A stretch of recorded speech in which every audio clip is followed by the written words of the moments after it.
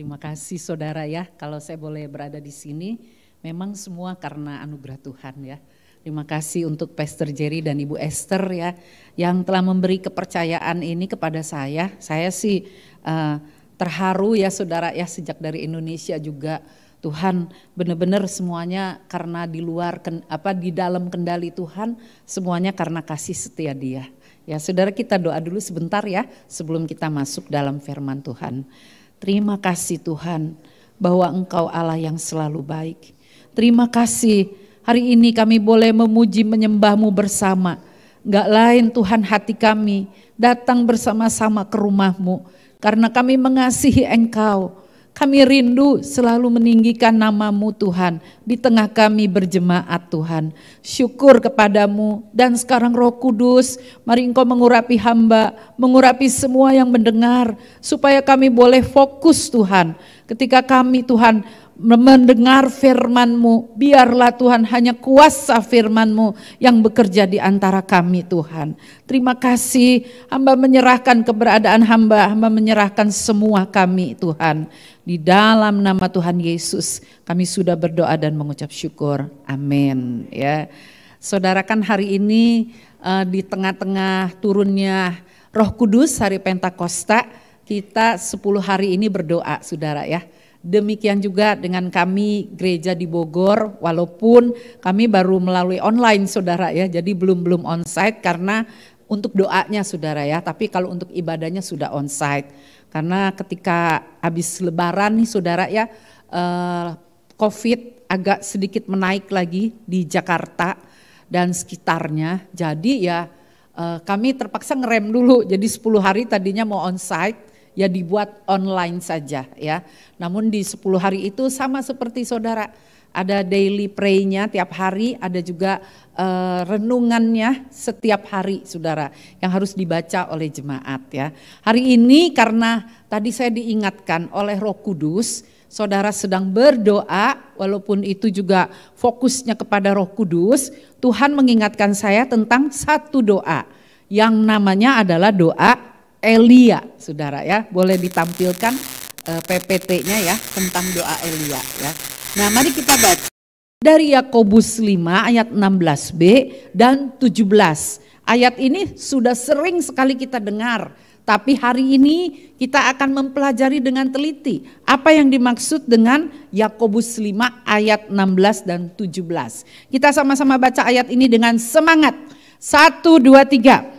Doa orang yang benar bila dengan yakin didoakan sangat besar kuasanya. Jadi saudara di situ nanti saudara garis bawahi orang yang benar, kata benar, kemudian kata bila saudara. Berarti itu adalah suatu kalimat syarat yakin. Nah, hasilnya apa saudara? Sangat besar kuasanya. Jadi bukan main-main ya. Kalau doa orang yang benar, bila dengan yakin didoakan, maka kuasanya itu sangat besar, powerful saudara. Lalu Yakobus 5 ayat 17, sama-sama kita baca juga. 1, 2, 3. Elia adalah manusia biasa, sama seperti kita, dan ia telah bersungguh-sungguh berdoa supaya hujan jangan turun, dan hujan pun tidak turun di bumi selama 3 tahun dan 6 bulan. Jadi Elia ini manusia biasa, namun setiap hasil doanya itu luar biasa saudara. Ketika dia berdoa supaya enggak turun hujan, hujan enggak turun. Ketika dia berdoa lagi supaya turun hujan, dalam waktu seketika hujan juga turun saudara. Dan belum lagi mujizat-mujizat yang lain. Kalau kita mempelajari doa Elia, maka saudara harus tahu latar belakangnya. Mari kita lihat latar belakangnya ini ada banyak saudara ya. Nanti untuk mengiringi khotbah ini, saudara di rumah ketika punya waktu, renungkan dari 1 Raja-Raja 18 ayat 14 sampai 46. Di situ menceritakan Tuhan menyuruh Elia untuk menemui Ahab. Supaya apa? Raja Ahab waktu itu sudah membawa rakyat Israel malah menyembah Baal. Jadi di situ tekanannya adalah Elia menyuruh kepada Ahab, ayo kembali menyembah Tuhan, bukan menyembah Baal. Dan di situ ada pertandingan iman dengan nabi-nabi Baal di Gunung Karmel. Pasti saudara ingat ya, di mana Elia melawan 850 Baal untuk mendatangkan api kepada persembahan korban binatang, saudara. Yang kemudian dibawanya 1 Raja-Raja 19 menceritakan bahwa Elia itu lari karena dia mau dikejar oleh Isabel, itu adalah istrinya Ahab. Dia lari ketakutan karena dia mau dibunuh oleh Isabel tersebut. Mari kita lihat saudara tentang Elia ini, silakan di next. Elia itu adalah manusia biasa sama seperti kita. Berarti Elia punya kecenderungan enggak saudara untuk berbuat salah menurut saudara? Pasti punya saudara ya. Nah mungkin karena Alkitab itu saudara kalau ditulis detail satu persatu, alangkah tebalnya buku itu saudara. Makanya di sini saya yakin Elia itu saudara nggak diceritain kesalahannya apa. Mungkin kesalahannya dia nggak terlalu besar. Dia manusia-manusia yang ya samalah mungkin seperti kita normal-normal aja. Namun pasti di antara kita juga tidak sempurna. Kita pasti pernah berbuat salah dan sebagainya. Nah saudara, Elia mempunyai perasaan yang sama seperti kita. Dikatakan dari 1 Raja-Raja ayat 4, dia putus asa, mau mati rasanya. Dia berkata, Tuhan aku ingin mati, ambil aja nyawaku. Buat apalah adanya aku ini, ambil nyawaku. Karena apa? Dia dikejar oleh Isabel dan tentara-tentaranya. Jadi dia merasa sendirian, dia sampai lari ke Gunung Horeb. Itu Elia yang punya perasaan sama seperti kita. Dia juga pernah mengalami ketakutan. Dia pernah saudara berkata, maka takutlah ia. Saudara jadi dia takut sama perintah Isabel aja, seorang wanita, dia sudah takut. Saudara lihat, dia pernah merasa putus asa, dia pernah takut, berarti apa? Elia itu bukan Superman.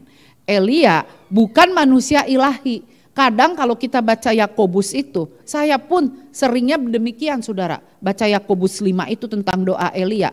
Wah, mana mungkin kita bisa seperti Elia. Wah, doa kita aja kalau dihitung-hitung doa untuk pribadi, permohonan pribadi aja, wah mungkin hanya sedikit persen yang dijawab oleh Tuhan. Mungkin hanya sedikit persen di mana itu terjadi mujizat. Nah saudara, Elia ternyata dia manusia biasa, dia bukan Superman, dia bukan manusia ilahi. Kalau begitu saudara, mari kita lihat apa sih rahasianya. Saya pun masih terus belajar tentang doa. Saudara, sebab itu doa itu dikatakan nafas orang Kristen. Kalau nafas itu nggak pernah berhenti saudara. Begitu saudara berhenti nafas, ya udah tamat riwayat kita. Sama saudara, kalau kita pun menjadi orang Kristen, nah berdoa. Doanya itu saudara sepotong-sepotong saudara. Mungkin kalau ditanya, kamu udah doa belum? Udah. Doa berapa kali sehari? Saya 3 kali. Doa apa aja itu? Doa sarapan, makan siang, dan makan malam saudara ya. Nah banyak orang melakukan hal itu kan ya. Itu aja udah doa, udah bagus saya bisa doa. Untuk zaman orang modern seperti kita, banyak orang yang sibuk. Sudah berapa sampai itu aja tadi dibuat 7 menit. Betul saudara, sekarang banyak 7 menit, 5 menit. Saya aja bikin inspiring message itu cuman 2 menit saudara. Bayangin 2 menit suara saya direkam, nanti kemudian setiap hari ada ayatnya, lalu kemudian ada doanya pendek, nanti jemaat pada mendengar. Ada yang lagi setir mobil, ada yang lagi masak, cuma 2 menit. Bayangkan kenapa demikian? Karena orang sekarang super sibuk saudara ya. Kita lihat saudara, di perjanjian baru saudara, ini ada TB ya, silakan di next. TB itu terjemahan baru yang kedua. Nah, saya lupa bawa ya bukunya ya, Alkitabnya. Nanti deh kalau balik lagi untuk Pastor Jerry nanti saya persembahkan ini ya, TB2 ya. Mungkin udah punya apa belum ya, itu berarti cetakan yang kedua itu yang revisi dari Lembaga Alkitab Indonesia. Doa orang yang benar, kalau tadi kan kita TB1, yang Alkitab yang kita punyai sekarang itu terjemahan baru yang pertama, cetakan yang pertama. Tapi kalau yang sudah direvisi, dia berbunyi demikian, doa orang yang benar sangat besar kuasanya dan ada hasilnya. Coba saudara bandingkan. Di Alkitab yang kita punya itu nggak ada perkataan ada hasilnya. Cuma ada doa orang yang benar sangat besar kuasanya. Di sini ditambahkan ada hasilnya. Karena dia mengambil dari NIV saudara ya. Itu New International Version berbunyi the prayer of the righteous man is powerful and effective. Jadi ada powerfulnya, ada efektifnya. Nah silakan di next. Kenyataannya doa kita tuh banyakannya sering gak dijawab. Kalau saya dengar ya, kalau mungkin kalau di sini nggak ada ya, nggak ada yang ngaku ya. Kalau di Bogor saudara ya, suka ada yang bilang, ibu kita doa udah capek-capek, kayaknya nggak ada hasilnya tuh. Ya doa kita kayaknya nggak ada yang nerobos, doa kita biasa-biasa aja. Sehingga apa saudara? Orang jadi malas berdoa. Saya sudah amati itu ya, wah kalau orang diundang berdoa yang datang gak banyak saudara. Tapi coba saudara bilang begini, ini ada ulang tahun di gereja. Nah ulang tahun ini, ulang tahun itu, ada makan-makan. Nah di Brisbane gitu gak saudara? Enggak ya, kalau di Brisbane semua datangnya di doa ya. Nah coba saudara ya, di Bogor itu saudara, sekarang banyak gereja yang berlomba-lomba saudara ya, ada yang kasih kaos t-shirt loh setiap hari, setiap minggu maksudnya, demi untuk apa? Mengejar jemaat 1.500 jemaat. Jadi dia selalu sedia souvenir kaos t-shirt saudara. Belum saudara, pernah ada gereja yang mengadakan hari door prize katanya. Apa sobat? Betul saudara, teman saya nih punya kesaksian, dia bilang, saya ikutan bu jadinya gereja itu, boleh dong ya jajan-jajan sedikit katanya. Terus saya bilang, berapa kamu keluarin uang untuk jajan itu? Dia bilang, saya memang lagi gak punya uang bu, saya cuman bawa 75.000. Nah terus dia bilang, saya diantri naik motor. Jadi dia bilang 50.000, 20 dan 5.000 rupiah nih. Lalu kamu persembahkan berapa? Ya kalau untuk Tuhan cincailah, aku persembahkan yang 50.000 bu, yang 20 dan 5 itu aku simpan dulu, barangkali takut ada keperluan. Lalu setelah itu apa yang terjadi? Setelah itu bu, sungguh Tuhan bekerja luar biasa. Memang bu, kalau mau menabur tuh pasti kita menuai katanya. Waktu door prize dikocok, dia dapat loh saudara. Dapatnya apa? Dia dapat blender saudara. Bayangkan saudara, kata dia 50.000 ibu, aku dapat blender 550.000. Nah itu Tuhan baik bu, aku tuh beruntung bu. Makanya bolehin ya bu, aku jajan-jajan sedikit ke gereja itu. Nah saudara lihat, mungkin itu di Bogor saudara ya, segala macam taktik ya saudara ya. Nah kita seringkali merasa, aduh Tuhan ini kok kalau ada ibadah doa, ada tentang doa-doa begitu, kok orang kelihatannya pada langsung ya, oh udah gak mau, itu bukan urusanku, itu urusan para pelayan, silahkan pada berdoa.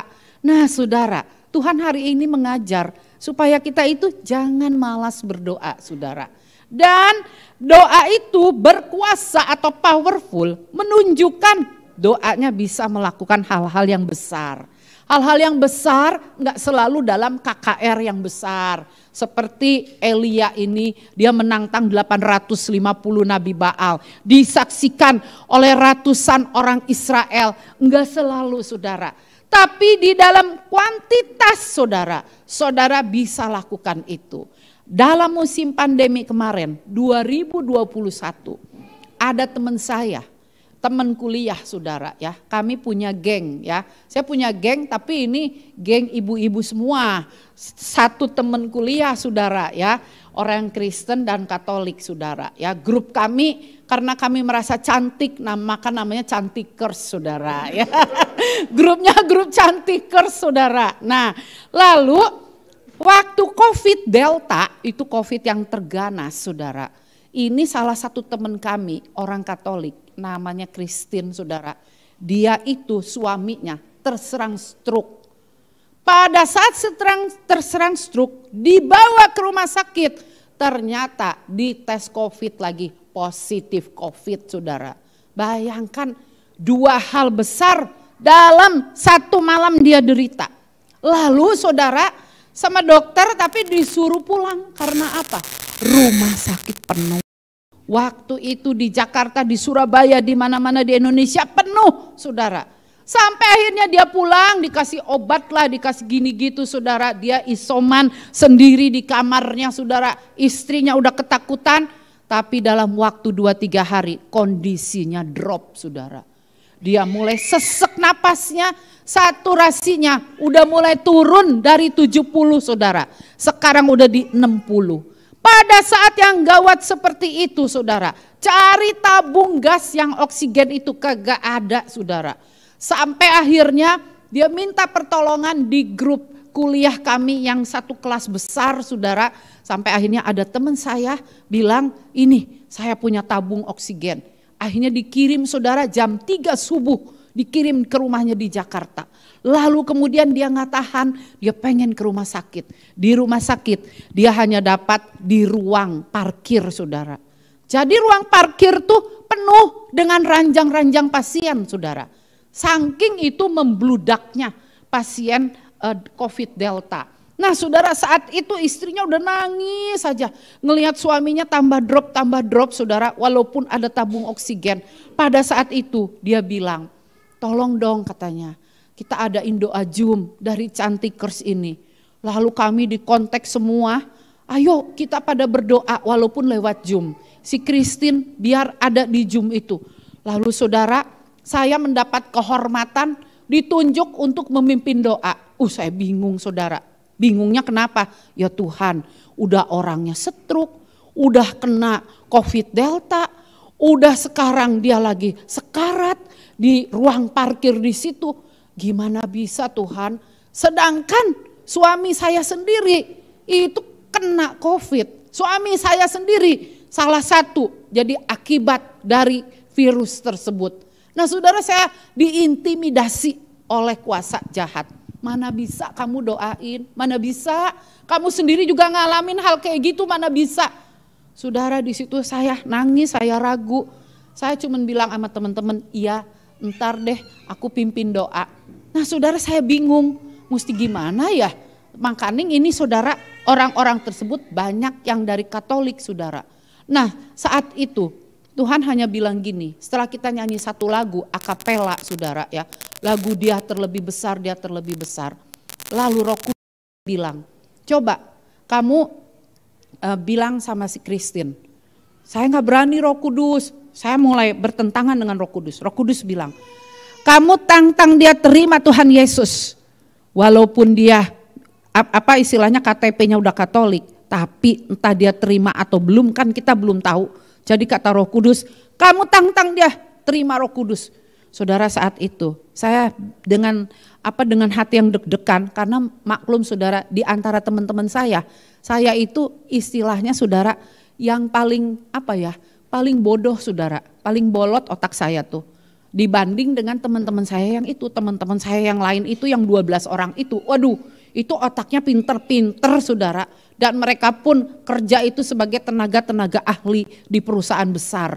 Nah saudara, waktu saya tantang dia, Christine, kamu udah percaya Yesus belum sebagai juru selamat?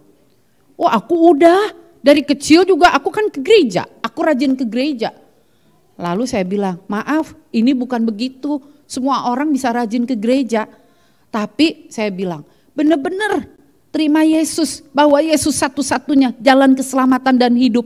Bahwa Yesus itu adalah penentu hidupmu. Terus dia terdiam. Christine, sekarang mau ya terima Tuhan Yesus? Dia bilang, aku mau, yang penting suamiku sembuh katanya. Lalu saudara, dia mulai mengulangi gimana caranya doa. Nah teman-teman yang lain tuh pada ngeliatin gitu saudara. Sementara air mata kita udah pada tercurah ya, karena apa? Karena si Christine itu juga udah nangis, tolong suamiku tolong. Terus kemudian saya memimpin doa terima Tuhan Yesus. Hari itu dia terima Tuhan Yesus. Jadi bukan suaminya saudara, tapi dianya saudara. Dan setelah saya bilang, Christine, hati kamu udah lembut di hadapan Tuhan. Hari ini kita percaya akan ada mujizat Tuhan. Saya bukan pembuat mujizat, saya hanya tangan Tuhan. Saya pun percaya Tuhan yang saya sembah, walaupun suami saya dipanggil pulang, itu urusan Tuhan, itu kedaulatan Tuhan. Tapi buat suamimu, dia pasti sembuh. Dan setelah ini kalian berdua harus melayani Tuhan. Saudara, apa yang terjadi? Setelah itu suaminya saturasi oksigennya mulai menaik, walaupun masih di 80 lebih saudara. Setelah beberapa hari pulang masih pakai tabung oksigen saudara, dipanggil suster. Jadi mereka nyewa satu suster dan dia udah dinyatakan COVID-nya tuh udah nggak ada gitu saudara ya. Setelah udah nggak ada tuh suster dipanggil, lalu dia kan stroke saudara. Dia nggak bisa ngapa-ngapain. Dia di ranjang itu saudara. Bayangkan istrinya juga ketakutan kena COVID, tapi akhirnya nggak terkena saudara. Dan saudara, apa yang terjadi? Christine bilang, apa yang terjadi loh 2 minggu kemudian? Wah, semua teman-teman pada bersorak ketika dia bersaksi. Dia bilang, malam-malam suamiku itu tiba-tiba dia berdiri di pinggir ranjang, dia berteriak, Christine, Christine katanya. Lalu kan Christine kaget, lalu dia datang ke kamar itu, dia buka pintu dan dia lihat suaminya. Aku tadi disamperin oleh orang yang berjubah sangat terang. Orang itu katanya berjenggot panjang dan dia bilang, apa namanya siapa gitu, saya lupa nama suaminya. Dia bilang, kamu bangun dari tempat tidurmu, bangun, ini saatnya kamu sembuh. Saudara, malam itu dia bisa jalan loh saudara. Ini bukan cerita bohong, ini bener-beneran saudara, bener. Saudara nanti sayang ya, itu karena teman saya ya di Jakarta ya, nanti suatu saat ya kalau ketemu saudara ya. Dia bilang sejak saat itu suami saya sembuh, dia bisa jalan walaupun masih tertatih-tatih saudara. Tapi gak ada yang terapiin dia. Siapa yang mau terapiin dia di zaman COVID Delta itu? Dia jalan sendiri, walaupun tertatih-tatih, dia terus kemudian suaranya enggak pelok saudara, suaranya jadi normal sekarang dan mereka akhirnya berdua menjadi pendoa di gerejanya saudara. Saudara lihat ya, semua karena anugerah Tuhan saudara ya, semua karena anugerah Tuhan. Efektif berarti menunjukkan doanya dikabulkan oleh Tuhan. Nah sekarang kalau begitu gimana nih? Jadi bukan hanya saudara, saya juga beneran saudara masih terus belajar tentang Yakobus 5 ini. Kita lihat lagi di PowerPoint selanjutnya bagaimana supaya doa kita bisa berkuasa dan efektif. Nah kita akan pelajari ya. Yang pertama, yang berdoa haruslah orang benar. Kalau gitu orang benar itu siapa yang dimaksud orang benar? Pertama adalah orang yang percaya kepada Kristus. Roma 15 ayat 1. Sebab itu kita yang dibenarkan karena iman, kita hidup dalam damai sejahtera dengan Allah. Oleh karena Tuhan kita Yesus Kristus. Sekarang saya mau tanya, kalau dosa kita diberi skala 0 sampai 10, dijawab oleh masing-masing kita. Kita ada di skala keberapa? Apakah 0? Adakah di sini yang berani bilang dosa saya 0?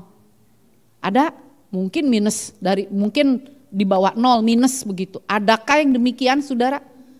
Saya yakin tidak ada saudara. Tetapi di surga itu steril terhadap dosa. Di surga dosa harus 0 saudara.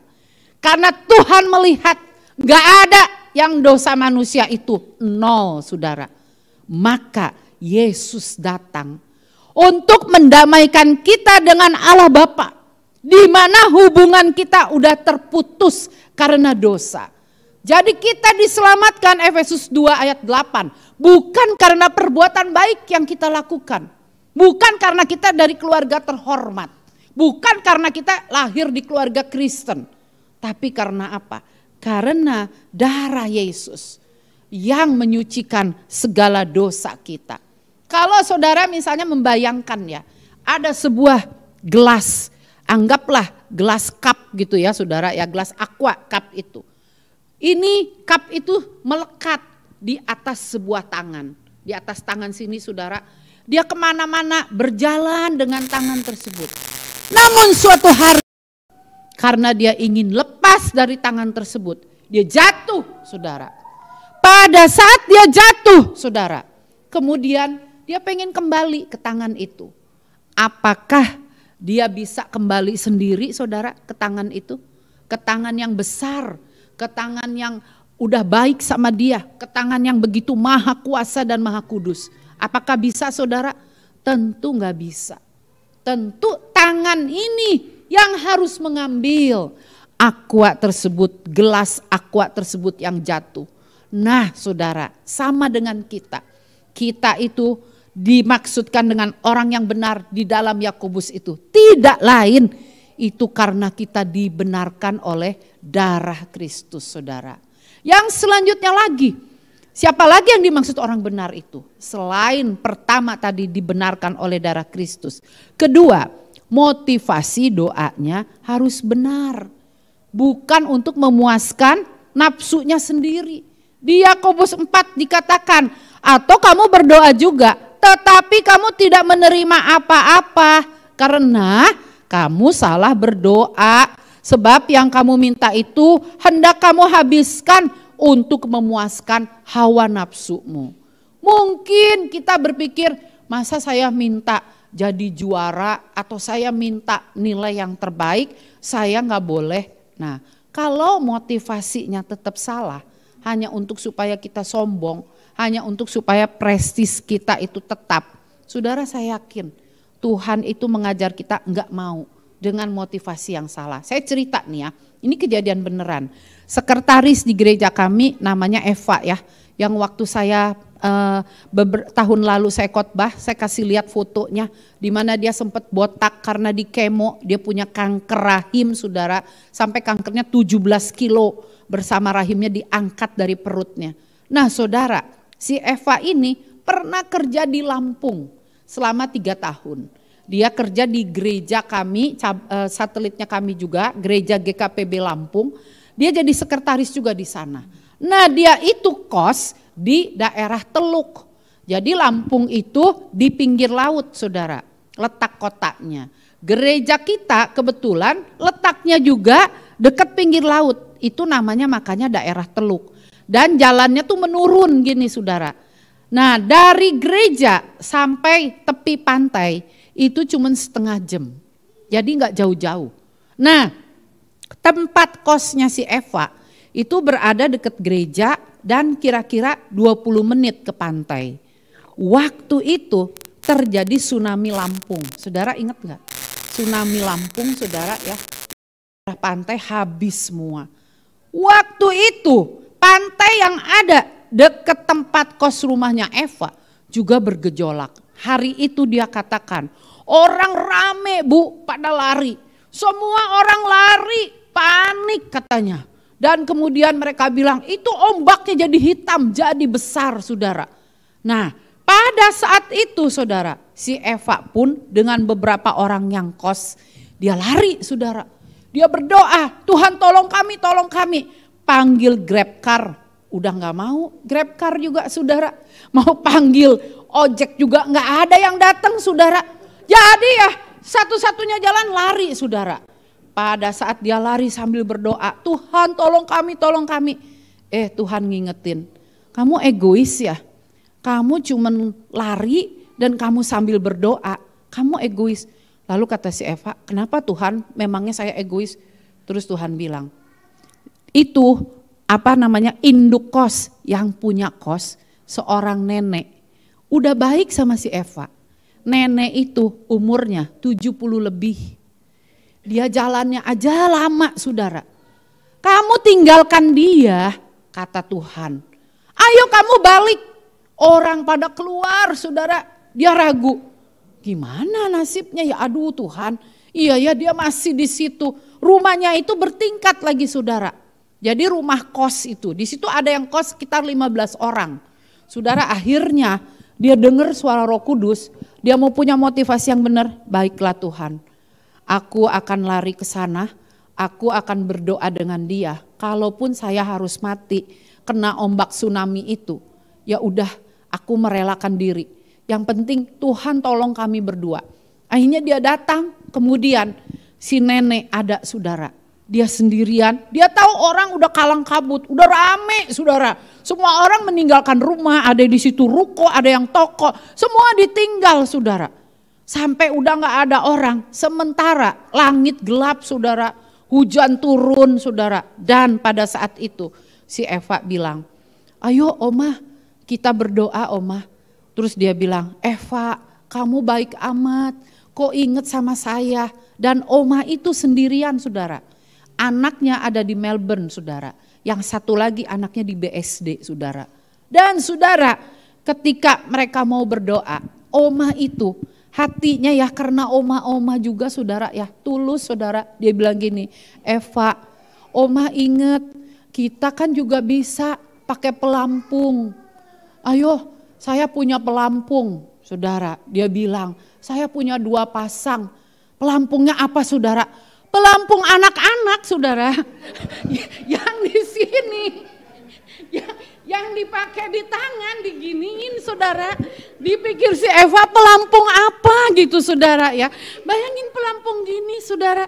Terus si Oma bilang, ayo Eva kita pakai pelampung ini. Ayo kamu pakai katanya. Dipakein, si Eva pakai, si Evanya udah. Saudara, dia yang tadinya takut tuh dia tuh udah mau ketawa. Astaga Tuhan si Oma, emangnya ini mainan di kolam ya air ini. Jadi pakai pelampung begitu saudara. Terus si Oma juga pakai. Ayo Eva, sekarang kita berdoa katanya. Yang penting kita udah pakai pelampung. Kita pasti selamat. Dia bilang gitu saudara. Nah ini saudara orang yang sangat sederhana. Dan Eva juga saudara, dia motivasinya mengasihi. Coba saudara yang anak-anak muda nih saya tantang kalau dalam keadaan begitu. Bisa gak kayak si Eva? Belum tentu saudara, belum tentu. Kita berpikir, bukan siapa-siapa, aku juga bayar kos ke tempatnya. Aku bukan gratis ya, itu urusan anaknya, kenapa anaknya harus di Melbourne gitu ya. Pasti kita pikirnya gitu saudara. Tapi Eva gak mau pikirannya gitu saudara. Dan dia ngikutin itu kemauannya si Oma. Pada pakai pelampung saudara. Berdoa saudara. Berdoa supaya Tuhan tolong. Akhirnya apa yang terjadi saudara?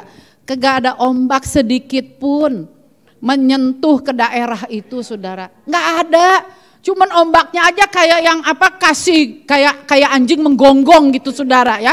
Tapi anehnya gak kena sedikit pun di daerah itu. Itu menjadi kesaksian yang luar biasa di gereja Lampung saat itu saudara. Ini menandakan apa? Benar deh saudara ya. Bahwa motivasi doa kita itu harus benar. Setiap saat motivasinya diperbaikin saudara. Saya yakin nanti kuasanya juga luar biasa ya. Mari kita lihat lagi yang berikutnya lagi. Siapa yang dimaksud orang benar? Ini baru nomor 1 saudara ya, nanti kita pulangnya malam ya, belum nomor 6 ya. Hidupmu ini sampai 6 saudara ya. Nah siapa yang dimaksud orang benar? Hidupnya mau terus dibenarkan, berada dalam jalan yang benar. Saya gak setuju kalau orang selalu bilang orang benar itu orang yang disucikan oleh darah Yesus. Gak bisa sampai di situ. Harus ada kelanjutannya. Dia juga hidupnya mau di dalam jalan yang benar. Sesuai dengan Mazmur 23. Ia menuntun aku di jalan yang benar. Oleh karena namanya. Saudara sekarang ini udah terlalu banyak orang melayani. Tapi dalam hidupnya sehari-hari dia gak ada di jalan yang benar. Nah ini saudara yang Tuhan lihat. Mau misalnya nilep-nilep uang sedikit lah di kantor. Bikin bon palsu lah saudara. Segala macam saudara yang disuruh saudara. Nah saudara hari ini Tuhan pengen kalau kamu jadi orang benar itu. Maka kamu harus siap hidup di jalan orang yang benar. Itu yang pertama. Yang kedua Bagaimana supaya doa kita bisa kuasa dan efektif? Yaitu yang kedua, doanya dinaikkan dengan sungguh-sungguh. Tadi dibilang di Yakobus itu, Yakobus 5, doa dinaikkan dengan sungguh-sungguh. Apa artinya sungguh-sungguh? Sungguh-sungguh itu sangat merindukan, sangat menginginkan. Jadi maaf ya kalau di sini ada yang pengen punya pasangan hidup karena udah umurnya misalnya. Tapi nggak sungguh-sungguh, nanti maju, nanti mundur. Akhirnya apa yang ada? Titip doa. Siapa yang dititipin doa biasanya? Ibu gembala. Ya, karena saya ngalamin itu. Bu, titip doa. Saya pengen punya pasangan hidup. Terus saya bilang sama dia, kamu suka doa enggak? Tiap hari enggak kamu doa buat pasangan hidup itu? Terus dia bilang, ya enggak sih, kadang-kadang aja kalau lagi enggak sibuk di kantor, saya baru berdoa. Nah saya bilang, itu namanya kamu enggak terlalu menginginkan. Kalau menginginkan, kalau sungguh-sungguh rindu, enggak ada perasaan begini. Dijawab syukur sama Tuhan. Kalau enggak dijawab juga udahlah. Aku juga masih punya banyak cadangan, aku juga masih punya banyak jalan, aku masih punya banyak cara. Nah saudara, ini yang disebut doa enggak sungguh-sungguh. Doa dengan sungguh-sungguh melibatkan hati dan perasaan. Coba kalau saudara itu doanya itu kayak ngawang-ngawang gitu ya. Kayak selewat aja demi memenuhi tugas persyaratan pelayan. Hanya cuman selawat, hanya cuman lip sync. Saudara, hari ini kita pengen supaya doa itu ngelibetin hati dan perasaan. Saudara lihat gambar di situ. Itu si Elia berdoa tuh bersungguh-sungguh. Sampai dia tuh berlutut saudara. Sampai berlutut, hatinya, perasaannya tumpah semua di situ saudara. Coba bayangin banyak orang Kristen. Pernah ada orang yang bilang gini, Bu, boleh gak Bu doa Bu, terutama kalau doa malam. Sambil tidur aja Bu begini. Terus doa, terima kasih Tuhan, kau sudah pimpin hari ini. Tahu-tahu saya ketiduran Bu, aminnya pagi-pagi. Nah saya bilang, nah ini dia, doa ini udah sungguh-sungguh apa belum? Suatu hari ada seorang anak saudara, dia itu orang Ambon ya.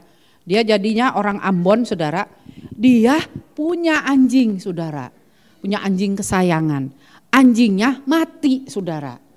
Lalu pada waktu mau mati gitu, lagi sekarat-sekarat gitu, dia ingat ada tetangganya orang Jawa, kakek-kakek.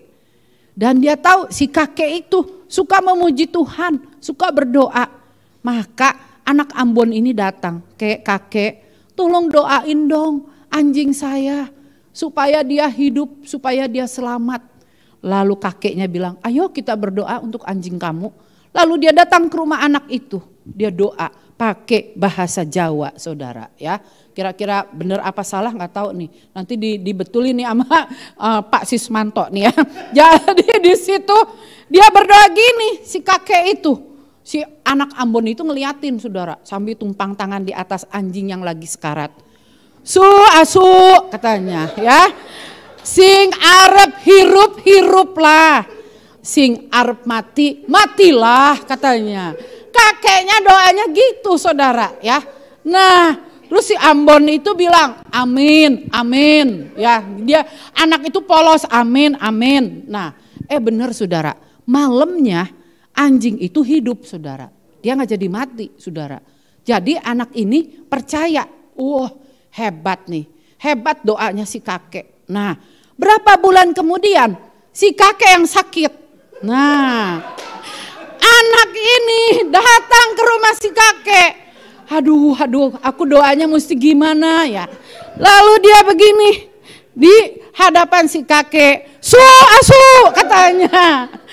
Kalian tahu asu itu bahasa Jawanya dari itu anjing saudara ya. Bukan kok asu, bukan ya, di sini nggak ada yang namanya kok asu. So asu katanya, sing arep hirup lah, sing arep matilah katanya gitu saudara. Dia doanya gitu saudara, saking dia percaya karena anjingnya aja didoain gitu hidup. Nah sekarang kalau gitu sama si kakek juga didoainnya gitu aja, karena dia nggak bisa berdoa macam-macam. Saudara memang benar ya, doa itu lahir dari hati, dari perasaan. Karena si anak itu sayang sama kakek itu. Dan besokannya si kakek, saudara apa yang terjadi? Si kakek malah sembuh saudara. Nah sembuh saudara. Kadang-kadang kita mungkin, aduh tadi salah ngomong di doa ya, salah ngomong begini. Tapi kalau hati perasaan saudara terlibat, jangan takut. Nanti kuasa Tuhan pasti bekerja ya. Cuman jangan sering salah juga saudara ya. Nanti kan orang dengernya bingung ya. Loh ini kok doanya jadi gimana ya? Tadi mintanya ini dibilanginnya yang lain. Jangan saudara ya. Jangan seperti anak ini ya. Kemudian yang ketiga, doa itu harus dinaikkan dengan kerendahan hati. Di situ dibilang memang Elia itu, maaf saya nggak bisa berlutut kayak Elia saudara ya. Karena kondisi badan saya yang demikian kecil saudara ya. Jadi saya nggak bisa begitu ya. Tapi minimal kita itu usahakan saudara. Berdoa itu usahakan, sikap tubuh, sikap hati saudara. Itu menandakan kita juga rendah hati saudara. Nah berarti apa? Waktu kita datang kepada Tuhan, memakai jabatan, kita nggak memakai kedudukan kita. Karena apa? Sebenarnya kita itu nggak layak, hanya dilayakkan oleh darah Yesus. Terus terang, jemaat yang banyak edukatifnya tinggi, salah satunya adalah jemaat di sini saudara. Saya melihat, wah ini jemaat pinter-pinter semua. Tapi hari ini kalau ada 10 hari doa, Tuhan gak mau pakai kepinteranmu. Tuhan maunya apa? Kerendahan hati. Karena kita gak ada artinya apa-apa di hadapan Tuhan. Dan kalau saudara baca di Alkitab, mujizat itu terjadi karena kerendahan hati. Saudara mau ada mujizat di gereja, mau ada mujizat buat hidupmu, mau ada mujizat buat persoalanmu, doa dengan rendah hati saudara. Tuhan pasti akan dengar saudara. Ada seorang ibu, saya nggak sebut ya dari suku mana, pokoknya dari salah satu suku di Sumatera. Waktu saya doain dia, saudara, terus dia bilang gini, Bu tolong doain saya. Dia lagi hamil, rumahnya rumah kontrakan, dia perantau. Dari pulau itu yang jauh di Sumatera, dia perantau ke Bogor. Lalu saudara dia lagi hamil. Terus dia bilang, Ibu ini saya anak keempat. Saya bilang astaga dalam hati saya ya. Udah rumah ngontrak, udah perantau, kamu masih aja bisa ngelahirin anak keempat ya. Dalam hatiku saudara. Lalu kemudian saya bilang, kamu anaknya banyak amat, kok sekarang bisa jadi yang keempat. Terus dia bilang, karena di suku kami, kalau belum punya anak laki-laki, nggak diakui Bu sebagai anggota keluarga. Saya hanya pihak mantu katanya. Saya itu 3 anak di atas perempuan semua. Saya mengharapkan anak ini laki-laki Bu. Ini memang yang terakhir. Saudara, pada saat itu dia nangis kepada saya. Terus dia bilang, Bu berdoa dong biar anaknya laki-laki. Biar saya melahirkan selamat. Saya juga nggak punya banyak uang kata dia. Saya nggak tahu nanti melahirkannya di mana di Bogor ini.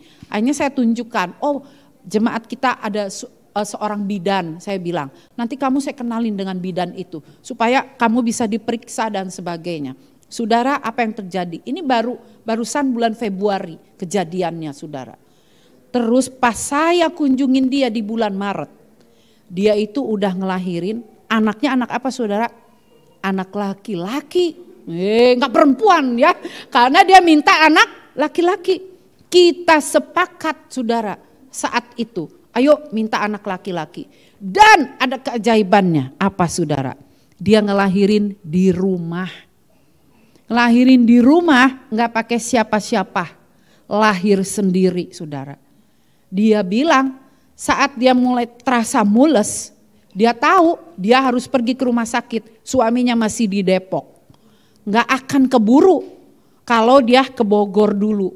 Depok itu kira-kira 1 jam saudara dari Bogor. Dan kemudian dia teriak akhirnya ke ibu tukang warung. Ibu tolong saya mau ngelahirin. Mules tuh saudara. Ibu tukang warung juga bingung gimana nolong mau ngelahirin. Saudara dia bilang gini, Ibu ambilkan sarung saya. Dia masih berdiri saudara dan dia tahu air ketuban sudah pecah saudara.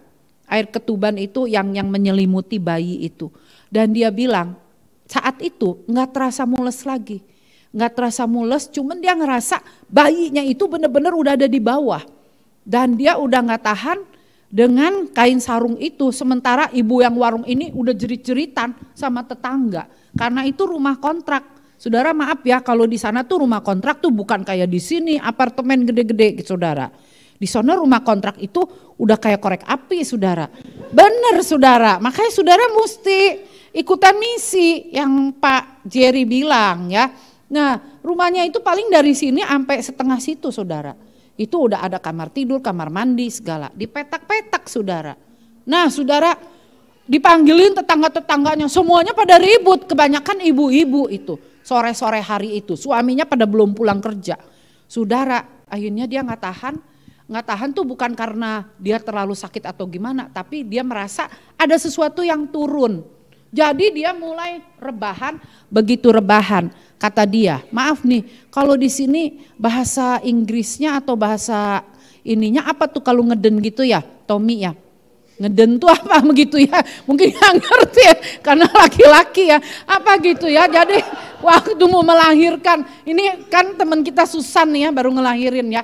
Kalau sekarang kan serba sesar ya, jadi nggak pakai ngeden-ngeden ya, jadi sesar potong-potong semuanya ya. Nah zaman dulu tuh gitu saudara, ibu ini juga karena orang sederhana, jadi dia nggak pakai gitu saudara. Bayinya keluar loh saudara, keluar sendiri. Nah mungkin saudara tadi ada yang bilang haleluya. Pak kalau kita di situ kita nggak bisa bilang haleluya. Karena apa? Ibu warung kebingungan. Itu saudara masih ada ari-arinya. Bagaimana potong ari-ari saudara? Kan itu bukannya mainan. Beneran saudara. Itu bayi saudara. Ibunya udah begini saudara. Bayangkan saudara, saya bayangkan betapa paniknya saat itu saudara. Dan ibu warung ini, maaf ini yang anak gadis jangan ketakutan ya. Ini kan kasus khusus ya. Dan saudara, di ibu warung ini akhirnya tolong teleponin bidan ini bidan itu. Aduh saudara, kalau di Indonesia tuh begitu. Bidan-bidan bilang begini, maaf kalau prosedurnya kalau ngelahirin di rumah kita nggak bisa tolong. Jadi ibu harus ke rumah sakit. Nah sekarang caranya gimana? Bopong-bopong dia itu, walaupun dimasukkan ke Grab car saudara. Nah akhirnya ada satu bidan yang bisa datang saudara. Dia bawa alat-alat, itu pun 1 jam kemudian. Samaan dengan suaminya ibu itu datang. Dan ditolong saudara. Ditolong sampai malamnya, yang anehnya si ibu yang ngelahirin itu. Dia tuh udah bisa jalan loh saudara ke kamar mandi. Bayinya itu selamat, sehat. Sampai hari ini bayinya sehat saudara. Dibawa ke gereja. Bayangkan kata saya, wah ini wanita-wanita dari kampung nih Superman bener-beneran. Superman coba kalau anak-anak kota saudara. Udah begini saudara ya. Udah mama udah pasti begitu saudara. Udah jerit-jeritan semua orang serumah. Tapi ibu itu luar biasa. Anaknya yang 3 masih kecil-kecil saudara. Bayangkan saudara. Saya bilang Tuhan ini doa yang pada waktu itu kita sampai nangis saudara. Sampai bilang Tuhan kami gak punya apa-apa. Tuhan kami orang sederhana. Ini hati kami yang punya kepada Engkau. Jadi kalau berdoa kita tinggalkanlah segala jabatan atau apapun. Jangan saudara merasa nanti doa saya nih yang paling tokcer. Karena saya nih yang suka puasa ya. Karena saya yang begini, tinggalkan saudara. Jangan ada itu sama sekali. Katakan bahwa karena semua anugerah Tuhan. Yang berikutnya yang keempat. Doa dinaikkan dengan iman, yakin pada janji Tuhan. Jadi kalau sambil berdoa saudara harus renungkan. Tadi ada daily reading ya. Ada daily reading itu harus saudara. Harus dibaca bahkan diperkatakan. Karena di firman Tuhan dikatakan, pergilah perlihatkan dirimu kepada Ahab, sebab aku hendak memberi hujan ke atas muka bumi. Itu Tuhan yang menjanjikan setelah Israel 3,5 tahun musim kemarau. Sekarang saya ingin tanyakan, dasar janji Tuhan apa yang melatar belakangi doa saudara? Mesti ada janji Tuhan. Jadi kalau berdoa untuk pasangan hidup, itu janji Tuhan bukan, oh iya jelas janji Tuhan. Beranak cuculah, ya kan? Penuhilah bumi ini. Nah, berarti saudara untuk pasangan hidup boleh nggak saudara? Boleh, tapi pasangan hidup yang seiman. Lalu kalau berdoa untuk yang lain yang boleh lagi apa? Ya bacalah firman Tuhan saudara. Di situ banyak janji Tuhan. Jadi kalau kita berdoa, Rick Warren juga bilang, kalau kamu berdoa itu, ucapkan, ingatkan kepada Tuhan, Tuhan engkau pernah janji ini di dalam Mazmur berapa misalnya, atau di dalam ayat mana. Katakan kembali kepada Tuhan, Tuhan pasti engkau ingat, ini janjimu, aku sekarang menagih janjimu. Aku sekarang minta kemurahan-Mu. Seperti misalnya buat Sarah, saya selalu bilang sama dia, saat menempuh pendidikannya yang gak mudah saudara. Saya bilang, Mazmur 138 ayat 8 Sarah, Tuhan akan menyelesaikannya bagiku. Ku-nya diganti dengan namamu. Janganlah kau tinggalkan perbuatan tanganmu dan kasih setiamu untuk selama-lamanya. Jadi ucapkan janji Tuhan itu saudara. Saya yakin doa kita akan powerful dan efektif saudara. Ya. Yang kelima, doa itu harus dinaikkan dengan tekun. Jadi menurut saya bukan hanya 10 hari ini. Tapi setiap hari dengan tekun. Di sini dibilang Elia menyuruh bujangnya melihat tanda-tanda akan datangnya hujan. Karena udah kemarau nih 3,5 tahun. Lalu Elia itu berdoa, terus dia bilang sama bujangnya, coba lihat, kamu lihat ke langit, ada tanda apa, ada peristiwa apa. Terus bujangnya bilang, gak ada apa-apa Tuhan, biasa-biasa aja, langit cerah. Lalu Elia bilang, kamu ini, coba lihat lagi. Terus disuruh saudara, bujangnya itu disuruh bolak-balik, sampai berapa kali saudara? 7 kali. Bayangkan kalau pembantu kita disuruh 7 kali. Bolak-balik, terus pasti dia bilang apa? Gendeng ini tuanku. Tuanku ini gendeng, kenapa nyuruh bolak-balik? Nah saudara, ini pembantunya Elia. Dia bolak-balik 7 kali. Pada yang ke-8 kali. Elia dengan sabar dia bilang ini, ayo sekarang lihat lagi. Baru dia lihat ada awan setelapak tangan. Cuman kecil berarti setelapak tangan. Elia di situ percaya, itulah tanda akan turun hujan lebat. Dan benar, setelah itu diceritakan langit gelap dan hujan lebat turun atas Israel setelah 3,5 tahun kemarau. Jadi gak ada yang mustahil bagi Tuhan ketika doa dinaikkan dengan tekun saudara. Belum diluluskan, gak apa-apa, doa lagi dengan tekun. Belum dikabulkan, oh Tuhan menyuruh saya, berdoa lagi dengan tekun. Doa lagi saudara. Seperti yang saya percaya, saudara kita udah alami ya, Mario dan Susan ya. Saya yakin mereka tekun berdoa saudara.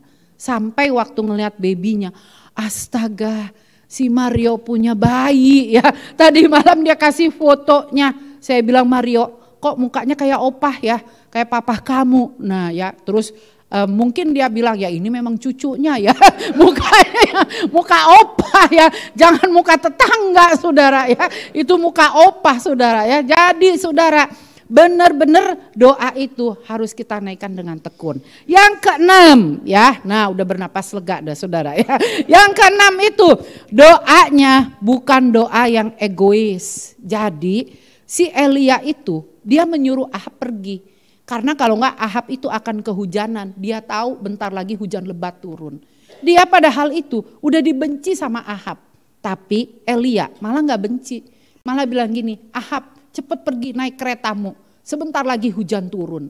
Berarti apa? Orang ini mengasihi. Kalau enggak mengasihi biarin aja kehujanan. Sampai dia kena flu berat, sampai kena COVID biarin aja. Nah saudara pasti pikirannya gitu, tapi dia gak mau saudara. Lalu di bawahnya awan setapak tangan, hujan yang dinantikan. Itu apa saudara? Itu keinginan Elia. Tuhan datengin hujan dong buat negara Israel, buat bangsa ini. Dan dia ingin bangsa Israel bertobat saudara. Nah kita juga orang-orang di Indonesia, kita ingin bangsa Indonesia banyak pertobatan. Tahun depan, tahun pemilu saudara. Saya udah bilang, mari kita berdoa untuk negara kita. Tuhan bisa pakai dengan segala macam cara untuk melindungi negara kita dari orang-orang yang jahat. Sebab itu saudara, Mari doanya itu bukan doa yang egois. Nah, kita lihat foto berikut ini secara singkat aja. Ini ada foto dari George Mueller. George Mueller itu, saudara, George Mueller itu adalah orang Jerman yang tadinya biasa-biasa aja. Dia pergi ke Bristol di Inggris, di situ dia bilang, dengan iman aku percaya aku akan melayani di Inggris. Dia disuruh Tuhan untuk merawat 30 anak yatim piatu. Dan akhirnya berkembang sampai 10.000 anak yatim piatu. Tapi dia gak pernah minta uang sumbangan sesen pun kepada siapapun. Tapi setiap orang menyumbangkan untuk yatim piatunya. Karena apa? Dia orang yang suka berdoa. Dia bilang, aku suka berdoa. Yang aku andalkan hanya doa dan firman. Gak ada lain di dalam hidup ini. Dan saudara, pada suatu hari ketika anaknya pada kelaparan, ketika mencapai 2.000 orang, ada seorang temannya datang ke rumahnya. Terus dia bilang, ayo berdoa, besok pagi anak-anakku, kata George Mueller, anak-anak tuh anak yatim piatu. Itu mereka gak ada sarapan pagi. Beras pun, roti pun gak ada. Telur, susu gak ada, saudara. Sama sekali gak ada. Terus temennya jadi bingung, bagaimana caranya ya? 2.000 lagi, 2.000 mulut. Mau makan pagi-pagi, mau sekolah mereka. Saudara, hari itu George Mueller berdoa dengan sederhana. Seperti seorang anak sekolah minggu. Apa yang terjadi, saudara? Malam itu gak terjadi apa-apa. Subuh-subuh, tahu-tahu ada truk berkontainer, beberapa truk kontainer datang membawa apa? Telur, gandum, roti, susu, saudara. Nah, saudara lihat, itu perbuatan besar. Pernah George Mueller itu, dia mau menginjili di kota Quebec di Kanada. Lalu tiba-tiba awan gelap mau badai, lalu kapten kapal bilang gini, hari ini dan 3 hari ke depan kemungkinan badai akan turun. Jadi tidak ada pelayaran ke Kanada. Lalu si George bilang begini, tapi aku harus membawakan KKR di sana. Sudah banyak orang yang menunggu di sana. Terus kata kaptennya, ya gak bisa apa-apa Pak, habis begini kenyataannya. Oh, kata George Mueller, Tuhan kita itu pencipta langit dan bumi. Dia pengatur cuaca. Lalu dia ajak si kapten itu, ayo kita ke bawah. Jadi ke bawah dak itu saudara ya, lalu dia berdoa. Si kapten ngetawain dalam hati, aneh bapak yang satu ini, sok-sokan lagi, apa bisa langit menjadi cerah, terus gak ada angin dan sebagainya. Lalu dia berdoa dengan sederhana, tapi si kapten hatinya gak percaya. Si kapten bilang gak mungkin bisa berangkat. Saudara, setelah doa, George Mueller bilang gini, ayo sekarang kita ke atas, kita akan lihat langit, kita akan lihat cuaca. Kalau cerah, langsung sore ini ya kita berangkat. Kamu mempersiapkan semua kapal ini. Saudara, pada saat itu si kapten bilang gini sama si Bapak George. Dia bilang gini, Pak kita doa lagi deh. Kayaknya gak mungkin deh bisa terang langit dan sebagainya. Lalu kata George Mueller, ngapain doa lagi? Tadi waktu saya berdoa kamu ngapain? Dia kayak tahu loh. Sampai si kapten itu kayak tertuduh. Ya ampun, kok dia tahu ya hati saya? Kok dia tahu ya tadi saya ngapain? Saudara, George Mueller bilang, gak usah doa lagi. Tadi aku udah cukup berdoa. Tuhan sudah mendengar doa kita. Waktu mereka ke atas, apa yang terjadi? Langit terang benderang. Matahari bersinar, saudara. Angin apa, saudara? Itu berhenti, saudara. Si kapten jadi terheran-heran. Dan dia tungguin, jangan-jangan ntar siang nih badainya. Jangan-jangan ntar sore. Ditungguin sampai sore, ternyata langit cerah. Maka mereka apa saudara? Berangkatlah ke Kanada. Nah jadilah di sana KKR. Kita lihat saudara ya, ini yang terakhir gambar-gambarnya. Itu adalah anak-anak yatim piatu yang dipelihara oleh George Mueller. Lihat lagi, gambar lagi ya, itu jadi 10.000 anak yatim piatu. Karena seorang yang suka berdoa dan membaca firman. Kita lihat lagi, ini adalah rumahnya. Kalau saudara yang sempat jalan-jalan ke London, coba mampir ke kota Bristol. Nanti di sana ada museumnya, namanya Museum George Mueller, saudara. Nah, kita bisa lihat di situ peninggalan-peninggalannya. Sampai sekarang rumah anak yatim piatu itu masih ada, saudara. Betapa hebatnya Tuhan kita. Terakhir, kesimpulan. Mari kita sama-sama baca ayat ini lagi, 1, 2, 3. Elia adalah manusia biasa, sama seperti kita. Dan ia telah bersungguh-sungguh berdoa, supaya hujan jangan turun. Dan hujan pun tidak turun di bumi selama 3 tahun dan 6 bulan. Jadi saudara, mari di hari doa yang 10 hari ini kita gunakan baik-baiknya untuk melatih, kita terus berdoa untuk melatih supaya doa kita menjadi powerful dan efektif. Kita akan nyanyikan satu lagu itu, Tak Terbatas.